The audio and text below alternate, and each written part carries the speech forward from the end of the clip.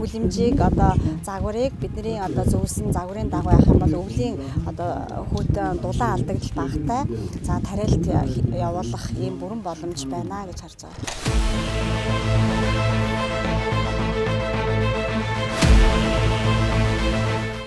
Хойд бүс гэдэг маань ганцхан Монгол биш, Узбекистан, Казахстан гэдэг Станы орнууд байгаа. Тэгэхээр энэ орнууд маань болохоор ерөнхийдөө өвөл нь маш хүйтэн, өвөл хаврын турш тариалт явуулахад одоо хүндрэл маш их тулгамддаг. Тэгэхээр гадны одоо галаан загварын хүлэмжийг ч юм уу Солонгос, Япон загварын хүлэмжүүдийг шууд барихад бол үр дүн муутай байдаг учраас за энэ газрын гүний хүлдэлт тийм ээ. За дээрээс нь агаарын одоо хүйтэн агаар гэдэг энэ тооцооллуудыг сүүлийн 30 жилийн хугацаанд улс орон болгон дээр харьцуулт хийж одоо туршиж боловсруулсан энэ технологи сортын сонголтоо буруу их юм бол одоо эдийн засгийн хувьд үр ашиг муутай байдаг. Тэгэхээр манай Хөдөө аж ахуйн их сургууль маань энэ төв дээрээ сургалт судалгаа үйлдвэрлэлийг давхар явуулах хэн зэрэгцээ тариаланчдад яг ухаалаг энэ загвар болгоны одоо хүлэмжүүд дээр ямар таримтлыг тариул хамгийн үр ашигтай байна. Таримл дотроо аль сортыг тариул одоо ашигтай байна гэдэг талаас нь мөн сургалт одоо явуулж дамжуулах ийм үүрэгтэйгээр оролцож байна.